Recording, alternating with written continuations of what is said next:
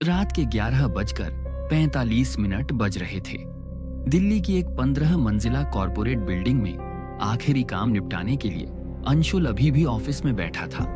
बाहर बारिश हो रही थी और पूरी बिल्डिंग लगभग खाली थी।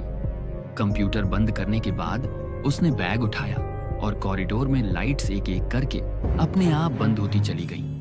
वो घबराया लेकिन खुद को संभालते हुए लिफ्ट के सामने पहुंचा। दाईं वाली लिफ्ट पर अंडर मेंटेनेंस लिखा था, बाएं वाली चालू थी, पर उसकी स्क्रीन पर मंजिल नंबर 7 अटका हुआ चमक रहा था। हालांकि अंशुल की मंजिल ग्राउंड फ्लोर थी। उसने बाएं वाली लिफ्ट को बटन दबाया। कुछ सेकंड में दरवाजा खुला। अंदर कोई नहीं था, पर फर्श गीला था, मानो किसी ने अभी अभी अंदर खड़ा होकर बारिश झाड़ी हो। अंशुल अंदर गया। लिफ्ट का दरवाजा बंद हुआ और उसने ग्राउंड का बटन दबाया, लेकिन लिफ्ट ऊपर जाने लगी। ये क्या? उसने घबराकर दूसरे बटन दबाए, पर कोई असर नहीं। लिफ्ट मंजिलें पार करती गई, 3, 4, 5, 6 और फिर रुक गई 7वीं मंजिल पर, जहां वो जाना ही नहीं चाहता था। दरवाजा स्लो मोशन में खुला। बाहर एक अंधेरा हॉल था, सिर्फ एक सफेद टिमटिमाती ट्यूबलाइट और फर्श पर गीले पैरों के निशान, बिल्कुल इंसान जैसे।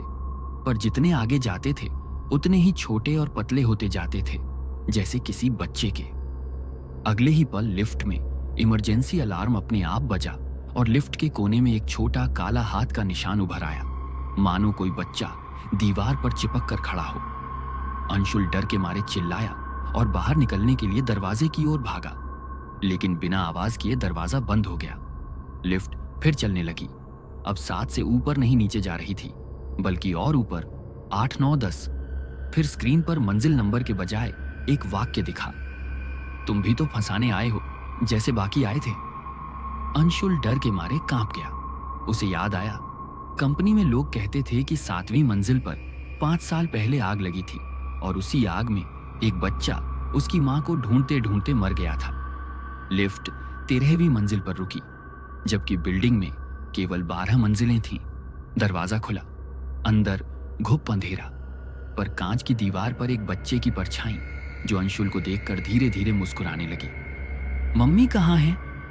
उस आवाज में इतनी ठंडक थी कि अंशुल की सांस रुक गई।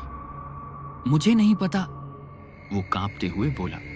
बच्चे की परछाई धीरे धीरे लंबी होने लगी, लंबी और लंबी, यहां तक कि वो लगभग पूरे कॉरिडोर को भर चुकी थी। फिर वह परछाई झटके से अंशुल पर झपटी। अंशुल भय से बेहोश हो गया। अगली सुबह 7:15 सुबह गार्ड को लिफ्ट का दरवाजा खुला मिला। उसके अंदर अंशुल फर्श पर पड़ा था, जिंदा पर सदमे में।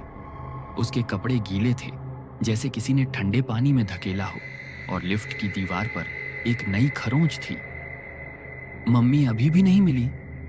उस दिन के बाद से बिल्डिंग में आधिकारिक रूप से घोषणा हुई, लिफ्ट रात 11 बजे के बाद बंद रखी जाएगी।